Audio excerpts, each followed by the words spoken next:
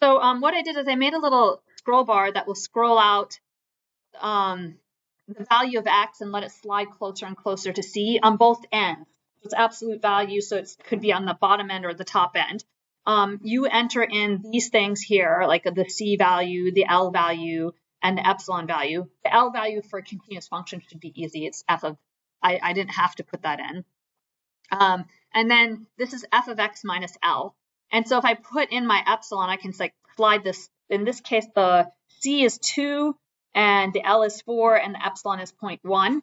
So I want to move this, you can see as this number here, f of x minus L. That's your tolerance if you took numerical analysis. That's the thing you're squeezing below TOL is what Burden and Fair calls it. And then you just slide that thing up.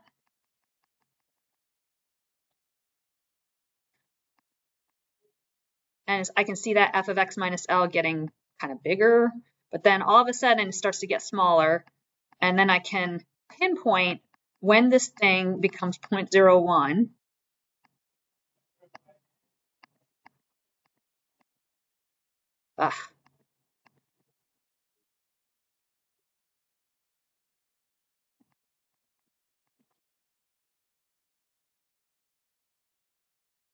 So I'm skipping over a little bit.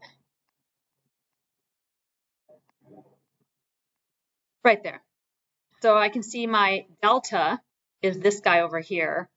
My absolute value of x minus c. Looks like the delta has to be around 0.002. So I can experimentally find the delta that corresponds to this epsilon, where if x minus c is less than that delta, then f of x minus L is going to be less than the epsilon I prescribed it.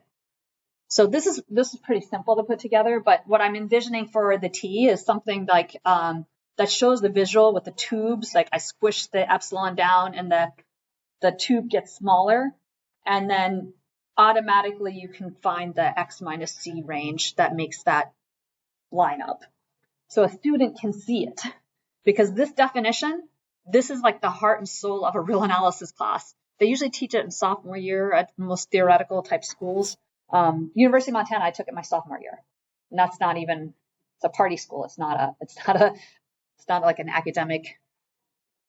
They're going to kill me. This is going to be online if they hear me, but it's not like known for its academic prowess. It's really known as just a liberal arts college. So I had that in my sophomore year, and there was no explanations like that we didn't have online back then. But I'm surprised it's not there now. You can just see like that epsilon changing and the delta changing. So we could do that. And if you make it web-based, then anybody can use it. Okay, is it clear how this works? Because I'm going to send this over to you and have you, if you wanted to change the f of x, you would go into here, and instead of b2 squared, you would have, I put a continuous function. So you would have, if this was cubed, you would put b2 cubed. You just change it there. And then you can change this epsilon, and everything else will change. And here you have to change whatever the function is again. All right.